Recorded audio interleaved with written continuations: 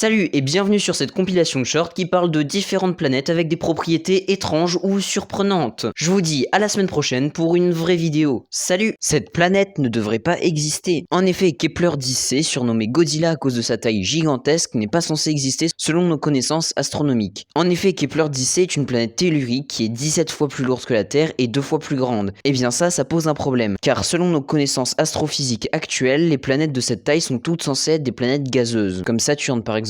Or, les scientifiques n'ont trouvé aucune trace de gaz sur cette planète. Ces planètes sont appelées mégaterres. Quelle est la planète la plus sombre jamais découverte? Eh bien, c'est TRES 2b, aussi connue sous le nom de Kepler 1b. Cette planète est très sombre car elle reflète moins de 1% de la lumière qu'elle reçoit, ce qui nous empêche de la voir correctement. En effet, comme cette planète est majoritairement composée de vapeur de sodium et de potassium, et aussi d'oxyde de titane sous forme gazeuse, eh bien ça expliquerait en partie sa couleur plus sombre que le charbon. Mais ce n'est pas suffisant pour expliquer la couleur de cette planète, qui restera un mystère scientifique. Et désolé si je parle un peu du nez, mais j'ai chopé des vents supersoniques. C'est ce que tu pourrais voir sur HD 189 733b, surnommé Isis, qui a des vents qui dépassent les 8500 km/h, soit 25 fois plus que le mur du son. C'est extrêmement rapide. Pour comparaison, Neptune, la planète avec les vents les plus rapides du système solaire, qui dépasse à peine les 2100 km/h.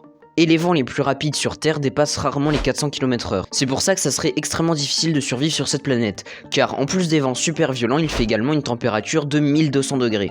Une planète où il pleut du verre. Tu vois, cette exoplanète, c'est HD 180733b, aussi appelée Isis, qui est quand même plus simple à dire. Mais il ne faut pas se fier à sa couleur bleue, car cette planète 11 fois plus grande que la Terre ne contient pas d'eau. Sa couleur bleue est plutôt due au grain de silicate abondant dans son atmosphère. Et comme la température de la planète est supérieure à 1000 degrés Celsius, le silicate peut commencer à fondre et se transformer en verre. Quelle est la première exoplanète à avoir été découverte? Vous savez, les exoplanètes, c'est toutes les planètes qui se trouvent hors du système solaire, donc ça englobe quasi toutes les planètes sauf celles qu'il y a dans notre système solaire. Mais justement, comme elles ne sont pas dans notre système solaire, elles sont très éloignées de nous, donc très difficiles à repérer. C'est pour ça qu'il a fallu attendre 1995, deux astronomes découvrent autour de l'étoile Pégasi 51 pour la première fois une exoplanète, nommée par la suite 51 Pégasi b. C'est une planète gazeuse comme Jupiter et assez proche de son soleil. On la classe donc comme une Jupiter chaude. Connais-tu cette planète avec des anneaux immenses? Tout le monde connaît Saturne avec ses anneaux impressionnants, mais comparé à J1407b, ses anneaux sont ridicules. En effet, les anneaux de J1407b sont 200 fois plus vastes que ceux de Saturne. Ce qui est impressionnant, c'est qu'elle est entourée d'environ 30 anneaux différents. Mais pourquoi ces anneaux sont si grands? Eh bien, on pense que ces anneaux sont principalement dus à la jeunesse de la planète, car les débris qui composent les anneaux n'ont pas encore eu le temps de s'agglutiner. En effet, avec le temps, une grande partie des débris qui constituent les anneaux vont s'agglutiner pour créer différentes lunes, et donc la taille des anneaux va finir par diminuer. D'ailleurs, certains trous dans les anneaux nous montrent que des lunes sont déjà en train d'amasser une partie des anneaux. Quelle est la plus vieille exoplanète? Eh bien, c'est PSR B